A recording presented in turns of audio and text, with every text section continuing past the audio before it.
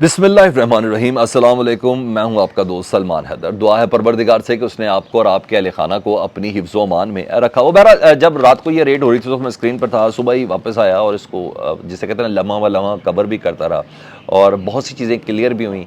पाकिस्तान की तारीख ने पहली बार चौधरी के घर में पुलिस की इस तरीके से रेड देखी और ऐसी रेड देखी जिसमें घर की औरतें तक बाहर आ गई।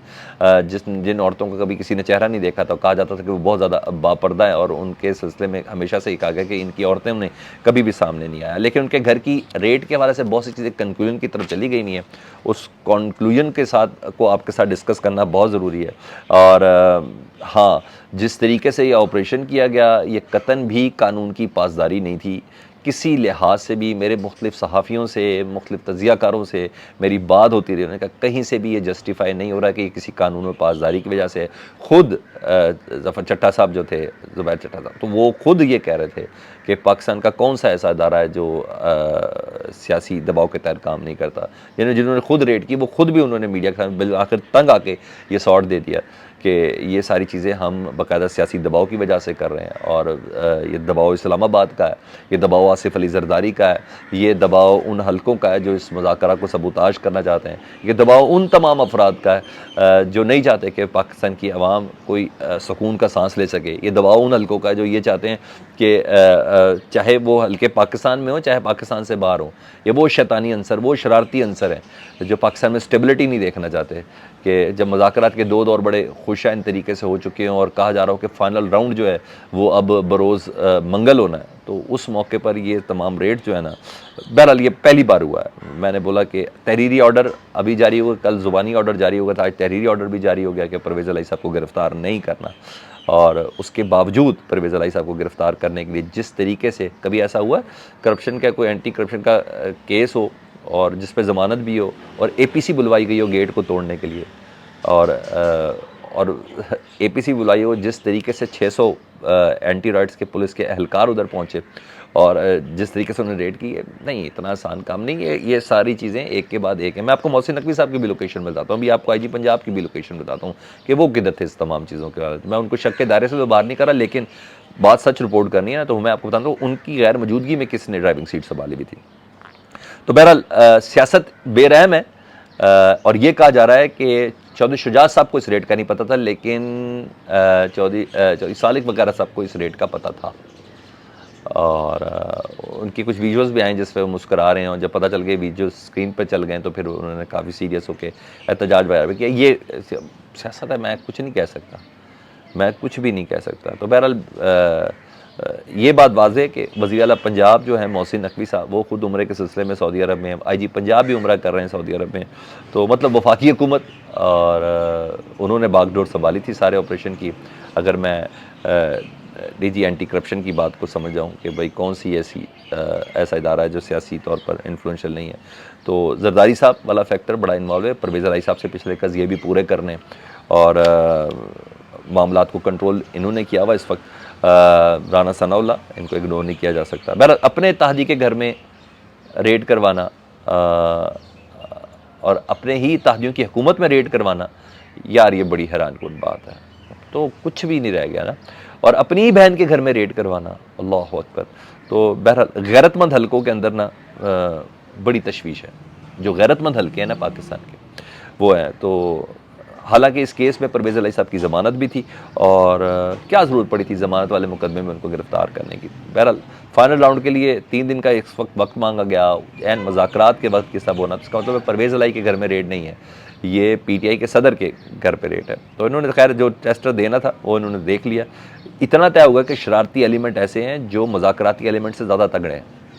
वो चाहते ही नहीं है कि मुज़ाकरात हों, वो चाहते ही नहीं है कि किसी किस्म की बात हो, बात तसादुम तक हो, सर जोड़ने की बजाय सर टकराने की तरफ मामला लेके जाया जाए। उनकी ख्वाहिश बहरहाल ऐसी है।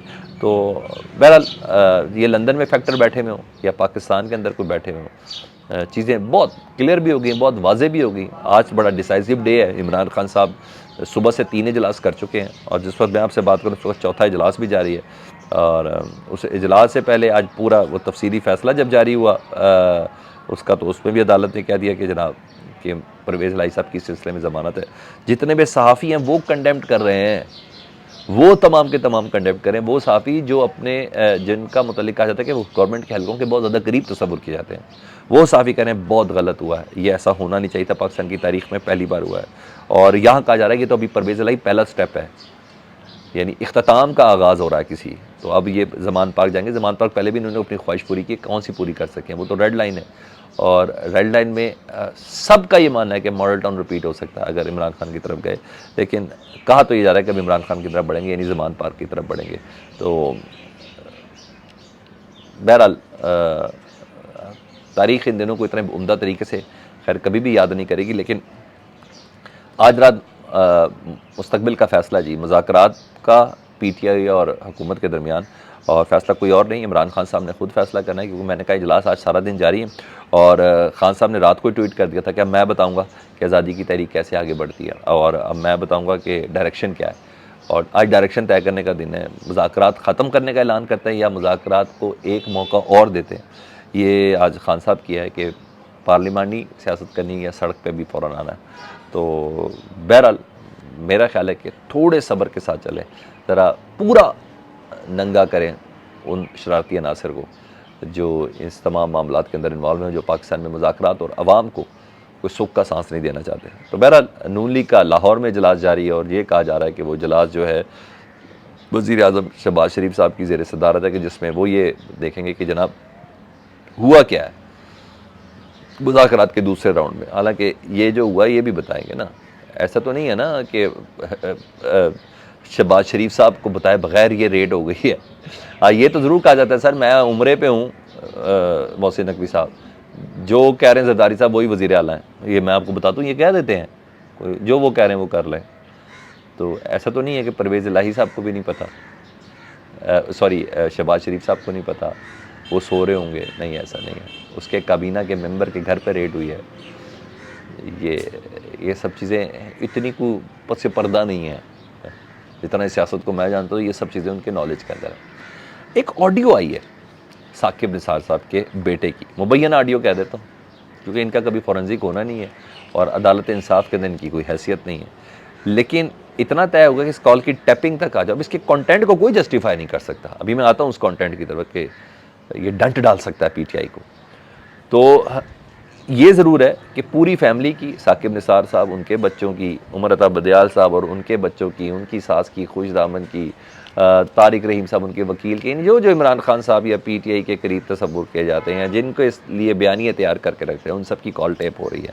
हाँ, अब उनके साहबजादे के कंटेंट को जी हाँ कहीं भी जस्टिफाई नहीं किया जा सकता, क्योंकि ये खान साहब को वाकई एक तकलीफ देगा, खान साहब की सियासत को, क्योंकि बेटा बता रहा है कि मेरे अब्बा से मिल लें, ऑडियो में साकिब निसार साहब से मुबैना तौर पर उन्होंने बड़ी कोशिश की आपके लिए, जिसको टिकट देना है ना अबू ज़र को, तो बाबा से आकर मिलने, और मीडिएटर को कह रहे हैं कि जी 1 करोड़ 20 लाख से कम नहीं बात करनी, तो मैं डायरेक्ट हो जाऊंगा उनके साथ। तो मैंने बोला कंटेंट नहीं जस्टिफाई कर सकते। हाँ, खान साहब को इसकी तस्दीक करके खान साहब को फैसला करना है, नहीं बाकी उनकी पॉलिटिक्स पे डेंट है।